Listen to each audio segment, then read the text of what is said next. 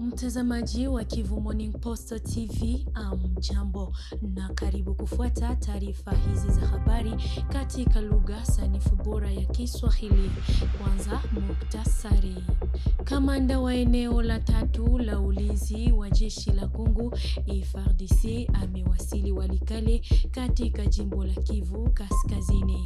Luteni Jenerali Pacifique Masunzu alitoa wito kwa vitengo vya FARDC katika eneo hilo kuwa tayari kushukua eneo zote ambazo AFC M23 wanamiliki.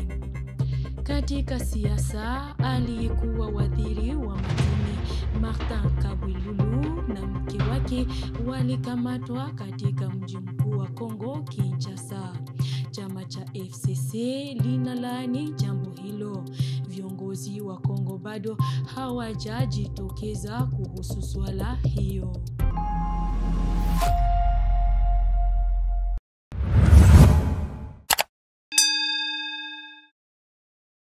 Luteni Jenerali Masunzu Pacifique, kamanda wa kanda ya 3 ya ulinzi, alifanya kazi ya uchunguzi ya wanajeshi kuanzia Mei 14 hadi 19, 2025 katika mtaa ya Walikale, jimbo la Kivu Kaskazini.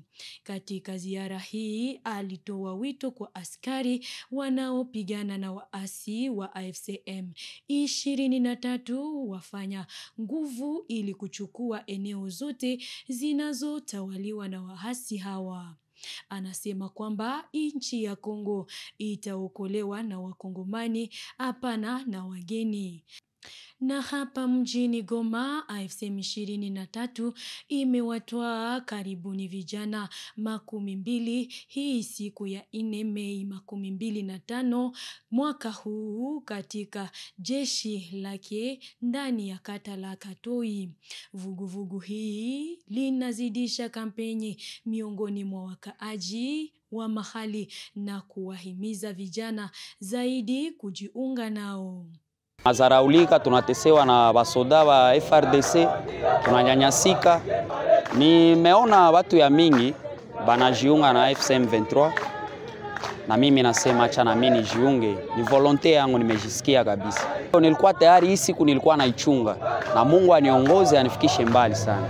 Hakuna mwamenikaza, nilitoka kunyumba mie moya, hakuna mwalinituma mie moya ku volonte yangu. Mimi naona nchi yetu aiende sawa. Tuko tayari sana kuangusha ile regime ya Chilombo, na kwenda yangu ni judi mkutane Kinshasa siku kiti yake. Idara ya mkoa wa kadastre Kivu Kaskazini itafungua milango yake wakati wa mkutano uliofanyika katika ofisi ya liwali wa AFC M23 mnamo Mei 21 mwaka huu. Bahati Musanga Erasto aliruhusu kufunguliwa kwa ofisi za wasimamizi wa ardhi na miliki kuanzia siku ya kwanza Mei 26, 2025. Aliwaonya maafisa hao kupana hati nyingi kwa kiwanja kimoja. Watu ni wamwizi, kama watu nini, ifo tubadilike, tuitiwe jina mzuri. Watu ya kadastre basitiwe watu wakuvujisha. Unaona mtu iko na parcel, iko na dokimata, mtu iko na shamba, shamba iko nafanyiziwa dokimata na ni shamba moja. Ifo vile vitu ifo tutumikie population yetu na tutumike mtuwatiri. Wafanyakazi wa serikali wanaanza kazi hatua kwa hatua jimboni Kivu Kaskazini chini ya usimamizi wa AFC M23. Maelezo katika ripoti hii kutoka kwa kitengo cha mawasiliano cha liwali wa jimbo. Mpasha habari Kasereka Taipa Patriot alifariki mapema asubuhi ya siku ya leo Mei 12 kutokana na ugonjwa huko Bunya, mji mkuu wa jimbo la Ituri mashariki mwa DRC.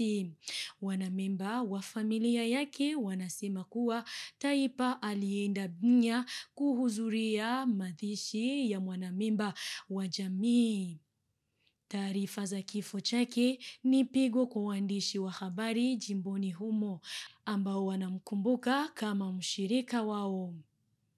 Mpasha habari kwenye redio ya Muungano Oicha alikuwa mmoja wa wachache walioandika habari zinazohusiana na vita, hasa zile zinazohusu uvamizi wa magaidi wa ADF. Baadhi ya waandishi wa habari wanasema kwamba ilikuwa haiwezekani kuandika habari inayohusu mashambulizi ya ADF katika eneo la Beni bila kushirikiana na Taifa Patriot ili kupata maelezo zaidi. Aliyekuwa waziri wa madini wa Kongo Martin Kabwelulu na mke wake aliyekuwa naibu wa taifa Yvonne Mwepu Kibanda walikamatwa alfajiri ya hii siku ya 4 Mei 2022 nyumbani kwao katika kata Joli Park huko Makampanye jijini Kinshasa. Maelezo na Faustine Binja. Kulingana na vyanzo vya kifamilia, kukamatwa kwao kulitokea saa 9 za usiku wakati watu wapata 40 wenye silaha waliosema kuwa ni maafisa wa usalama wa taifa walivamia nyumba yao. Inasemeka kwamba wanandoa hao walichukuliwa bila kuonyeshwa hatia yoyote na kukamatwa, na familia inasema hawajui walipopelekwa. Simu zao pia hazipatikani. Muungano wa kisiasa wa Front Commun pour le Congo FCC unaoongozwa na rais wa zamani Joseph Kabila imetoa tamko rasmi ukilaani tukio hiyo, wakilitaja kuwa ni ugaidi wa kitaifa na mateso ya kisiasa.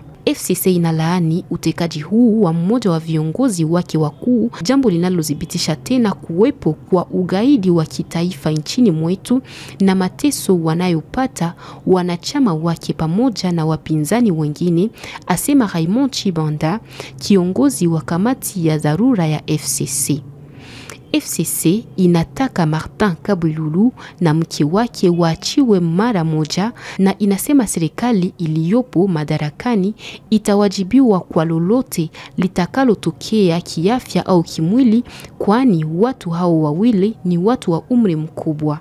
Martin Kabwelulu aliwahi kuwa waziri wa madini kuanzia mwaka 2007 hadi 2018, nafasi muhimu katika sekta ya madini ambayo ni ya maana sana nchini. Mke wake Yvonne Mwepu Kibanda aliwahi pia kuwa bunge kwa miaka kadhaa. Kukamatwa kwao kunatokea wakati hali ya kisiasa nchini DRC inakuwa tete, ambapo wapinzani na viongozi wa zamani wa enzi ya Kabila wanalalamika kuwa vitisho dhidi yao vinaongezeka.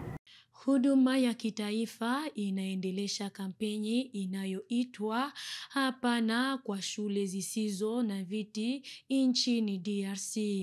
Tarehe 21 Mei 2025, huduma hiyo ilipana viti 600 kwa shule 3: shule la ufundi na biashara ya Lemba, shule ya ufundi kijamii na viwanda ya Mutei huko Lemba, pia na kwa shule ya ufundi na biashara ya Bokolo huko Bandalungwa katika mji mkuu wa Kongo.